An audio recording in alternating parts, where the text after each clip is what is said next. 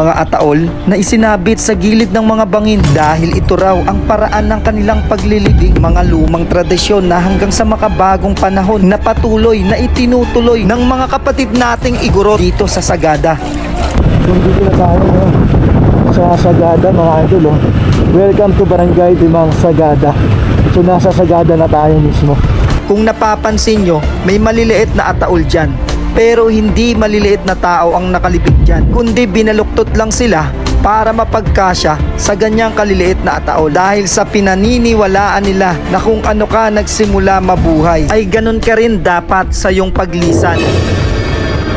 At sila din ang mismong umukit o gumawa ng kanilang mga kabaong na paghihimlayan. At ang taas o level ng mga ataol na nakalagay dito ay nakaayon sa status ng buhay nila nung sila ay nabubuhay pa. At sinasabi rin na mahigit 2,000 years ago pa nagsimula yung ganitong tradisyon ng paglilibing dito sa Eco Valley ng Sagada. Isa din sa mga paniniwala ng mga ninuno noon sa ganitong tradisyon ay mas mataas ang pwesto, mas malapit sa kinikinala nilang Diyos. Isa rin sa mga dahilan kung bakit nila sinasabit ang mga ataol sa matigas na bahagi ng gilid ng bundok ay upang mailapit ang mga yumao sa langit at maprotektahan ang kanilang mga espiritu sa mga masasamang espiritu dito sa lupa. Ngayong araw ay samahan niyo ako na tuklasin ang natatagong yamang kultura ng Sagada. Ito yung Sagada Townhouse. Nakapunta rin ako sa wakas. Ito mga nakamotor. Grabe, kakaiba yung daan dito sa Baguio. Napakaganda ng daanan dito. Grabe, daming tao rito ngayon. Grabe, plastic to mga lods. Pag nandito kayo, lalo pag nandito kayo sa point na to. Grabe, mamiss talaga tayo rito.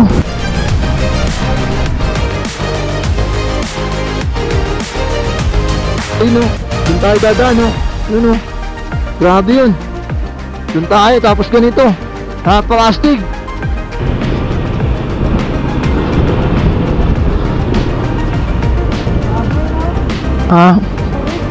Ang tarik, sobra.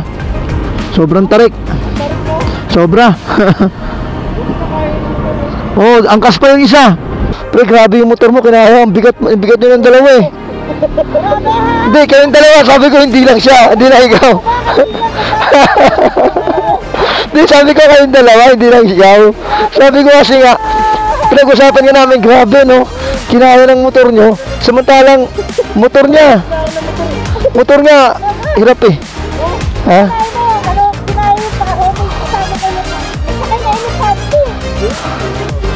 Hindi na elepante na lang. Ano? Ha? May sakay na elepante, kinaya ko. Kaya sabi ko, TV, ano, baka sumata ka. Ano bola mo? Ha? Ano bola mo? Stock lang. Stock lang yan. Ang TV ng ano, pre, PCX. Yung sa'yo, nahirapan din sa'yo eh. Ha? Nahirapan din yung sa'yo. Hirap na hirap nga eh. Pero nga, akala ko ikaw yung makatutulak ko eh. Hindi sila eh. Pero kakaiba to, di ba, namin kasamang elepante, kinaya. Oo, kinaya ng PCX. Stock lang yan. Akala ko ba kaibigan kita, buo ka pa talaga. Madali lang siya. Actually, wala pa siyang 30 minutes. Sa mga physically fit, kaya nyo kunin to ng mga 10 to 15 minutes lang. So mula Parañaque ay bumiyahin na kami dahil ang target naming marating ay ang Sagada Hanging Cafe. At ang daang napili namin ay ang Cannon Road dito sa Baguio. At sobrang panalo talaga yung pag-rides dito mga lods dahil sobrang lamig. Lalo na sa bandang La Trinidad Benguet at Atok Benguet. At ito yung first time ko sa pag-rides na talagang naninigas na yung mga daliri ko sa kamay. Dahil sa sobrang lamig talaga. Kaya naman be ready kayo kapag may plan kayong mag-rides dito at ikondisyon ninyo ng 101% ang mga motor ninyo dahil mapapalaban yan talaga dito sa Sagada. So pagdating nyo rito sa Sagada ay unang hanapin nyo ang tourism office nila.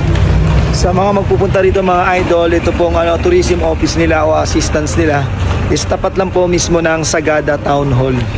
Yan yung mga idol. Kaya hindi kayo mahirapan mga idol na hanapin to.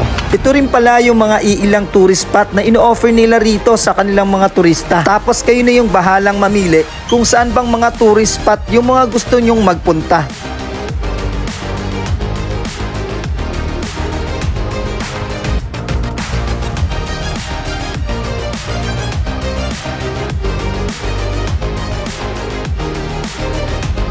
registration natin. 100 service yun. And then doon sa guide fee sa hangin ko is 500. So dito merong 100 pesos na environmental fee, and then 500 pesos naman para sa tour guide. Record yun mga idol sa mga pupunta ron sa Hanging Coffins.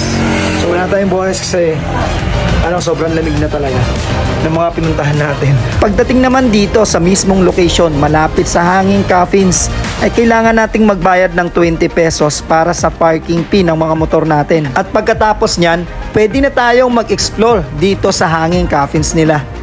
So si Sir Joseph yung ating tour guide dito. Sir Joseph. Malayo lang. Bali ka na yun. Ay, gabi na ho yun. Halos na gusto yung 30 minutes. Hindi, mas manda 1 hour. Sagad natin kasi minsan lang to eh. Once tumanda tayo ng 40 years old, ngayon na tayo nakapunta rito. Sir, dati dikit doon talaga yun. Wala nang lakaran na ano yun. Ngayon naglalang. May naririnig ako. Ano yun? Oo nga, parang may May falls pala. Ano yun? Parang ang lakas niya na. Parang ang lakas. Ano po ba yun? Hangin po ba yung narinig namin? falls daw. Ha? Hangin lang!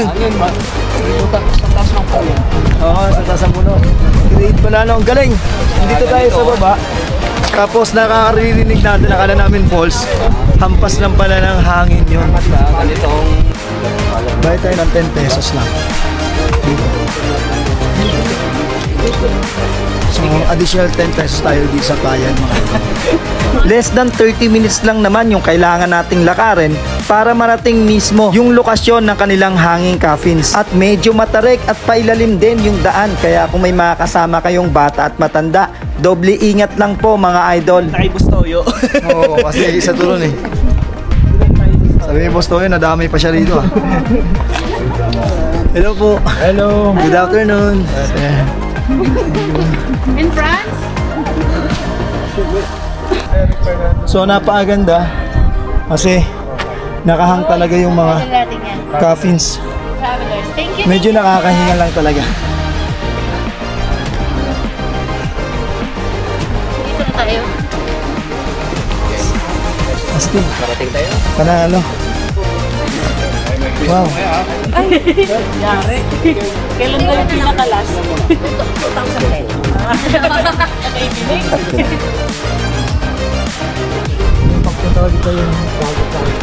Ngayong nakilala na natin ang isa sa pinagmamalaki ng Sagada, ay iniimbitahan ko kayong lahat na mapasyalan at makilala ng aktwal ang kanilang kultura